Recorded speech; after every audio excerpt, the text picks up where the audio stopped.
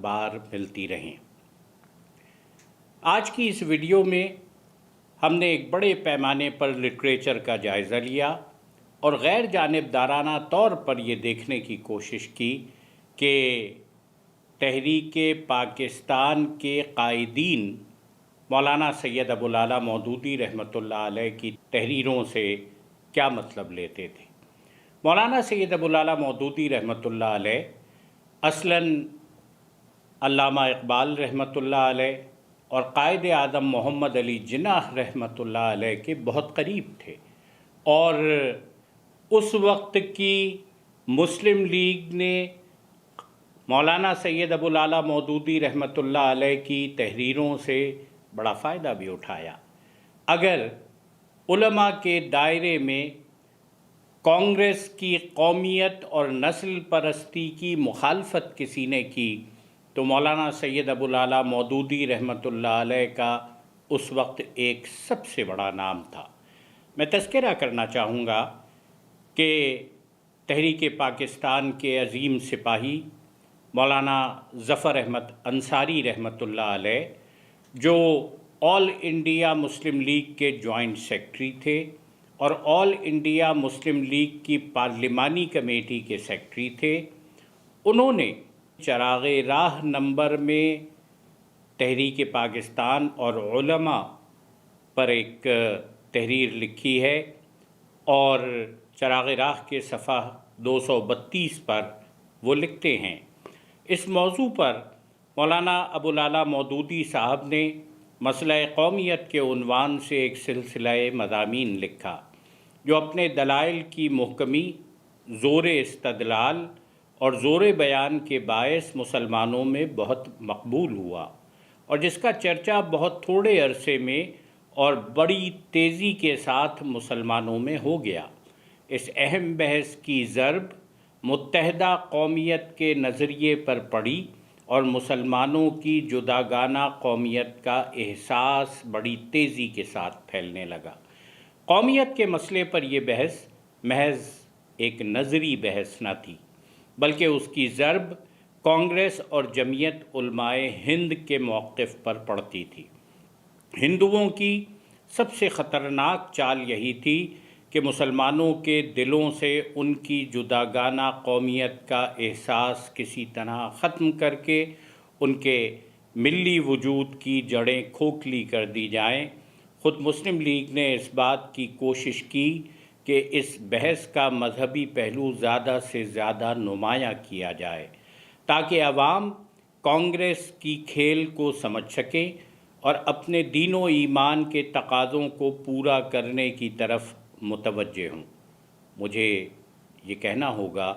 کہ یہ وہ وقت تھا کہ جب ایک بہت بڑے عالم دین نے بیان دیا تھا کہ قومیں وطن سے بنتی ہیں۔ ایک طرف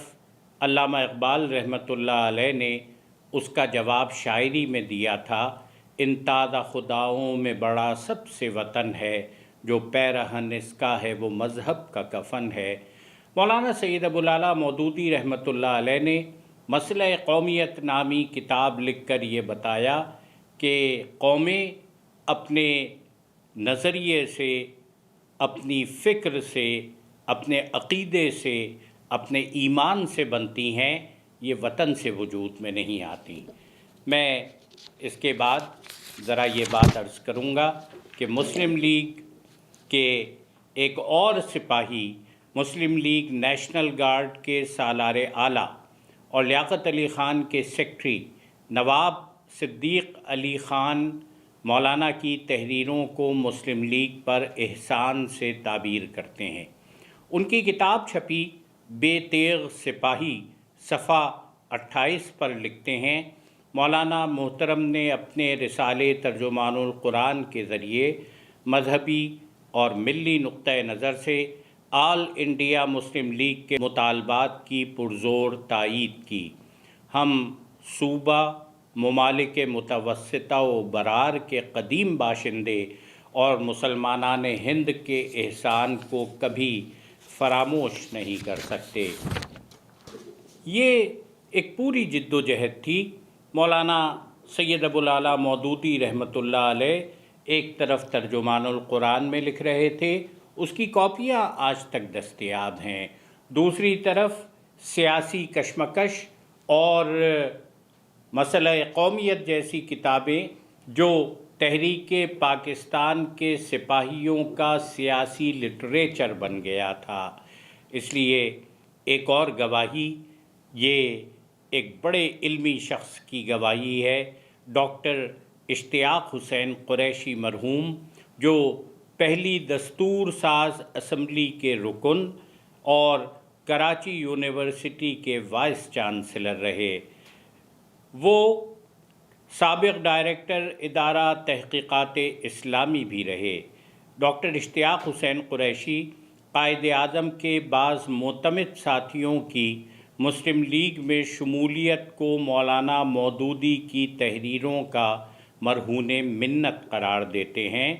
ماہنامہ قومی ڈائجسٹ جنوری 1980 میں ان کا انٹرویو چھپا ہے۔ صفحہ 81 پر وہ لکھتے ہیں، مولانا ابوالعلا مودودی نے انڈین نیشنل کانگریس کی پالیسیوں کا جو محتاط تجزیہ پیش کیا، اس سے بہت سوں کی آنکھیں کھل گئیں،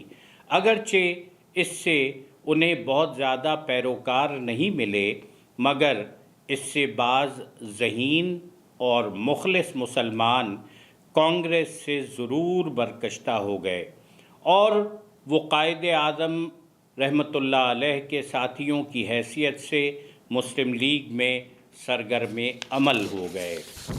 مولانا سید ابوالعلا مودودی رحمۃ اللہ علیہ نے جب سیاسی کشمکش لکھی تو یہ اس وقت کے مسلمانوں نے چھپوا کر بہت بڑی مقدار میں تقسیم کی۔ مولانا اس وقت دارالاسلام پٹھان کوٹ میں موجود تھے، اور دارالاسلام پٹھان کوٹ میں بھی حضرت علامہ اقبال رحمۃ اللہ علیہ کی ہدایت پر یہاں تشریف لائے تھے، اور یہاں پر ایک بستی قائم کی تھی جسے دارالاسلام کہا جاتا تھا۔ یہ جگہ نیاز علی خان صاحب کی تھی، اور چودھری نیاز علی خان صاحب مرحوم جہاں ایک طرف مولانا مودودی سے ہمدردی رکھتے تھے، ان کو جگہ فراہم کی تھی، ان کی مالی معاونت کرتے تھے،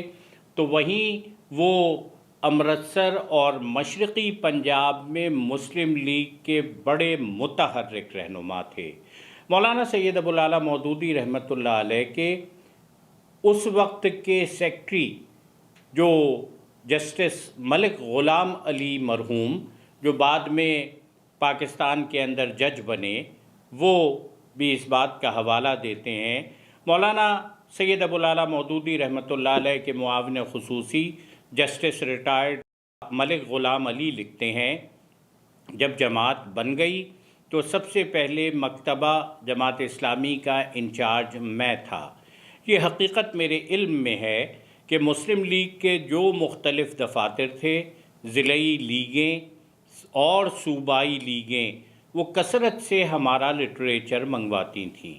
مولانا کی تصانیف کے میں اپنے ہاتھ سے پیکٹ بنا بنا کر پارسل بھیجتا رہا ہوں، کیونکہ کوئی اور لٹریچر تو ایسا موجود نہ تھا۔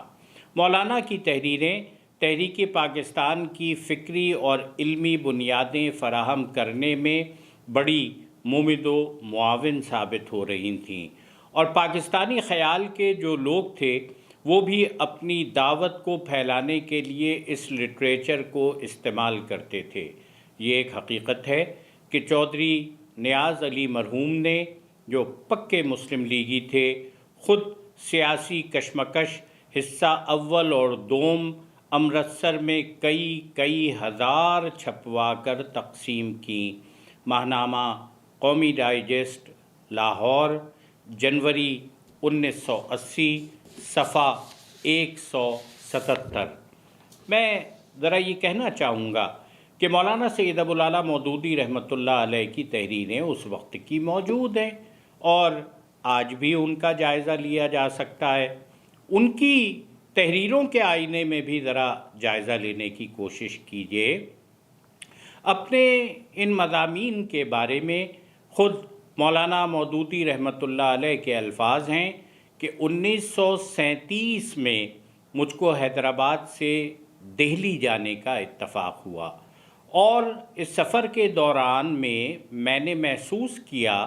کہ ہندوستان کے 6 صوبوں میں کانگریس کی حکومت قائم ہو جانے کے بعد مسلمانوں پر کھلی شکست خوردگی کے آثار طاری ہو چکے ہیں۔ دہلی سے جب میں واپس حیدرآباد جا رہا تھا تو ریل میں ایک مشہور ہندو لیڈر ڈاکٹر کھرے 1937 کے انتخابات کے بعد سی پی کے وزیر اعلیٰ منتخب ہوئے تھے، اتفاق سے اسی کمپارٹمنٹ میں سفر کر رہے تھے جس میں میں تھا، اور بھی بہت سے مسلمان اس میں موجود تھے۔ میں نے دیکھا کہ مسلمان ڈاکٹر کھرے سے بالکل اسی طرح باتیں کر رہے ہیں جیسے ایک محکوم قوم کے افراد حاکم قوم کے فرد سے کرتے ہیں۔ یہ منظر میرے لیے ناقابل برداشت تھا۔ حیدرآباد پہنچا تو یقین کیجئے کہ میری راتوں کی نیند اڑ گئی۔ سوچتا رہا کہ یا اللہ، اب اس سرزمین پر مسلمانوں کا کیا انجام ہوگا۔ آخر کار میں نے وہ سلسلہ مضامین لکھا جو مسلمان اور موجودہ سیاسی کشمکش حصہ اول کے نام سے شائع ہوا۔ یہ اقتباس ہے جماعت اسلامی کے 29 سال، صفحہ 17، ایڈیشن ستمبر 2009۔ مولانا مسلم لیگ کے حمایتی ہی نہیں تھے، اس کے موقف کے لیے علمی بنیادیں فراہم کر رہے تھے، اور اس کا ایک اور حوالہ کہ قیام پاکستان کی جدوجہد کے دوران مسلم قومیت پر سید ابوالعلا مودودی رحمۃ اللہ علیہ کے مضامین مسلم لیگ کے حلقوں میں بڑے پیمانے پر استعمال ہوتے رہے۔ بعد ازاں مسلم لیگ یو پی نے اسلامی نظام مملکت کا خاکہ تیار کرنے کے لیے علماء کی ایک کمیٹی بنائی تو مولانا مودودی نے اس کی رکنیت قبول کرتے ہوئے اس کام میں پوری دلچسپی لی۔ اس کا مسودہ کمیٹی سے وابستہ ایک معاون تحقیق مولانا اسحاق سندیلوی نے ورکنگ پیپر تیار کیا تھا۔ اس کتاب کے پیش لفظ میں مولانا لکھتے ہیں، غالباً 1940 یا شاید اس سے بھی کچھ قبل، جب مسلم لیگ کا طوطی ہندوستان میں بول رہا تھا، ارباب لیگ کو خیال پیدا ہوا کہ جس طرح اسلامی حکومت پاکستان کے قیام کا مطالبہ شد و مت سے کیا جا رہا ہے، خود اس کا نظام نامہ یا قانون اساسی بھی تو خالص اسلامی بنانا چاہیے۔ اس غرض سے یو پی کی صوبائی مسلم لیگ نے ایک چھوٹی سی مجلس ایسے ارکان کی مقرر کر دی جو اس کے خیال میں شریعت کے ماہرین تھے کہ یہ مجلس ایسا نظام نامہ مرتب کر کے لیگ کے سامنے پیش کرے۔ اس مجلس نظام اسلامی کے 4 ممبران کے نام تو اچھی طرح یاد ہیں۔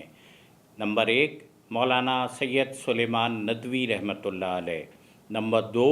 مولانا سید ابوالعلا مودودی رحمۃ اللہ علیہ، نمبر 3 مولانا آزاد سبحانی رحمۃ اللہ علیہ، نمبر 4 مولانا عبد الماجد دریا آبادی رحمۃ اللہ علیہ۔ پیش لفظ دریا آبادی، اسلام کا سیاسی نظام، مولانا اسحاق سندیلوی۔ میں ذرا کہنا چاہوں گا کہ اس وقت کے وہ نوجوان جو علی گڑھ یونیورسٹی میں پڑھ رہے تھے اور جنہوں نے قائد اعظم محمد علی جناح رحمۃ اللہ علیہ کی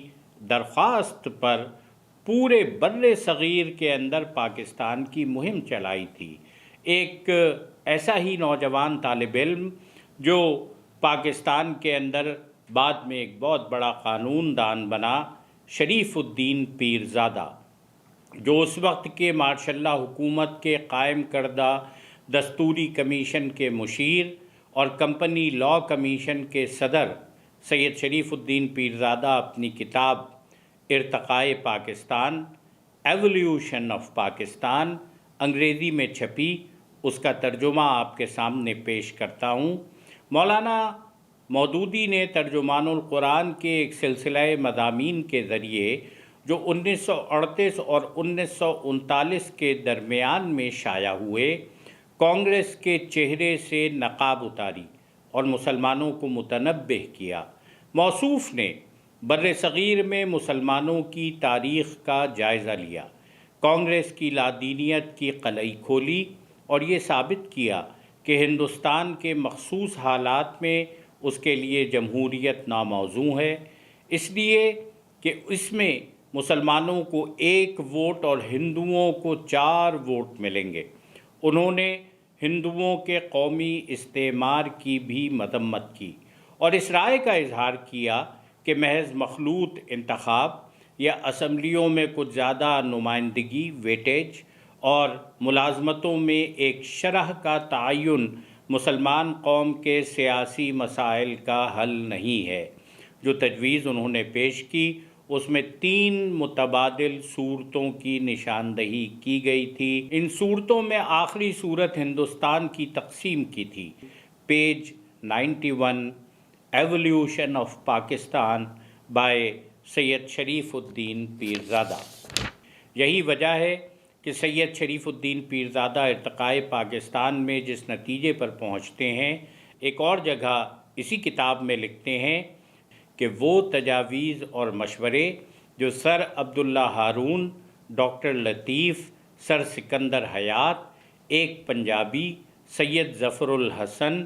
ڈاکٹر قادری، مولانا مودودی، چودھری خلیق الزماں وغیرہ نے دیے،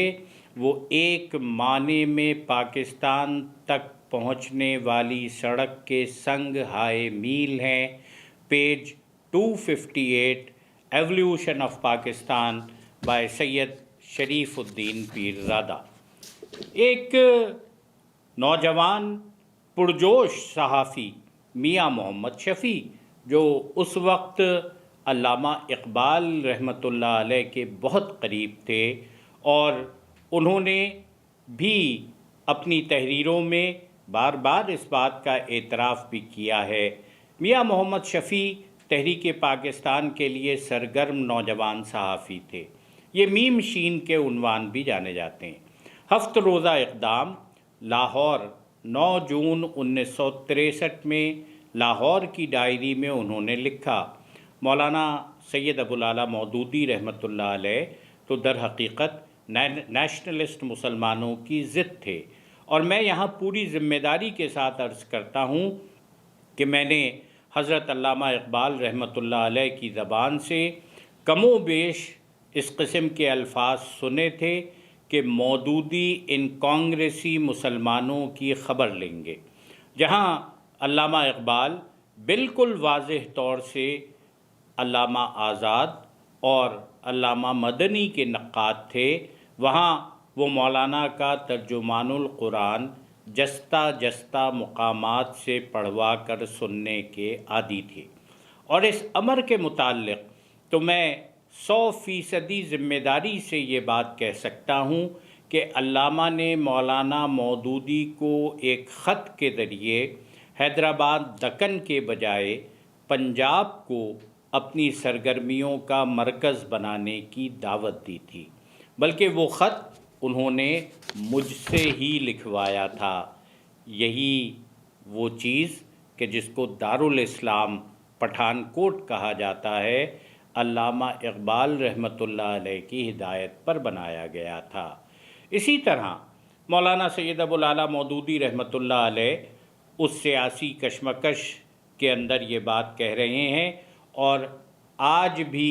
یہ کتاب موجود ہے، لوگ اس کا جائزہ لے سکتے ہیں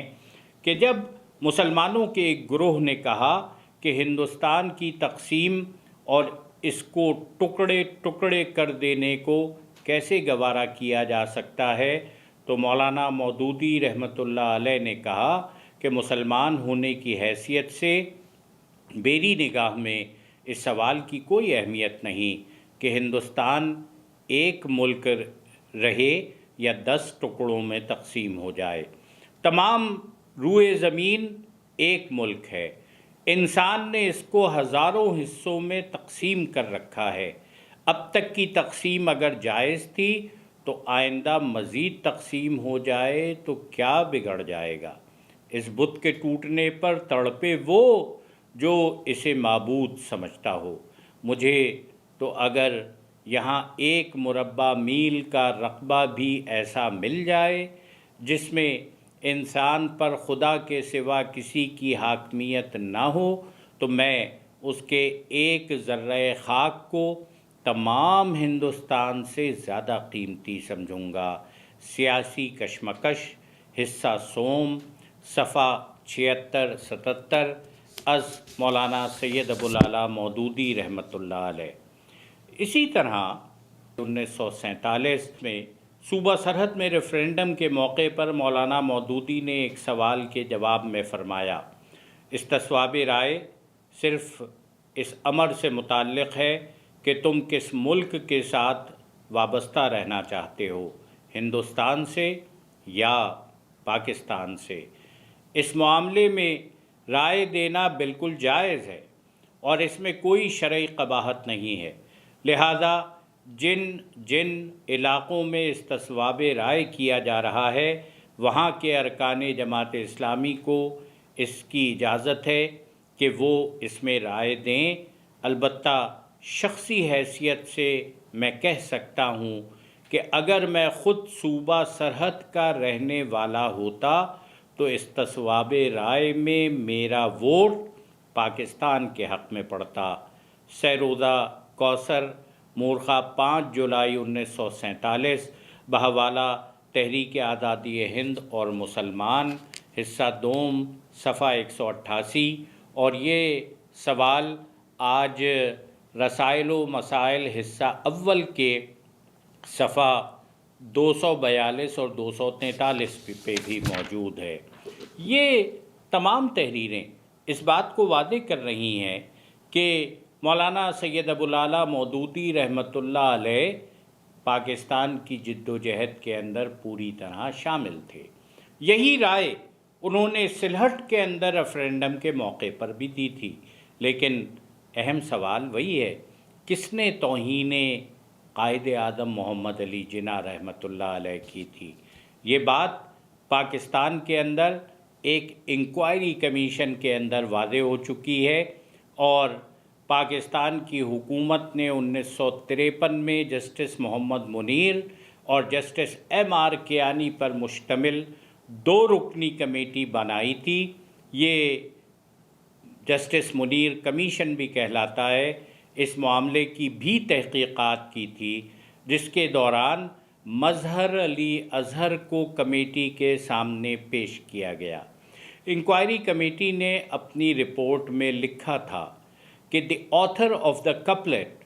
ایک کافرہ کے واسطے اسلام کو چھوڑا، یہ قائد اعظم ہے کہ ہے کافر اعظم، is attributed to Maulana Mazhar Ali Azhar, a leading personality in the Ahrar organization, who had the audacity to assert before us he still held the view۔ Inquiry committee report صفحہ 10، صفحہ 11۔ میں اس کا اردو ترجمہ پیش کر دیتا ہوں، یعنی یہ شعر مظہر علی اظہر کا ہے، جو احرار تنظیم میں عہدیدار تھا، جس نے کمیٹی کے سامنے بڑی گستاخی کے ساتھ اقرار کیا اور اب تک اس پر قائم ہے۔ یہ مظہر علی اظہر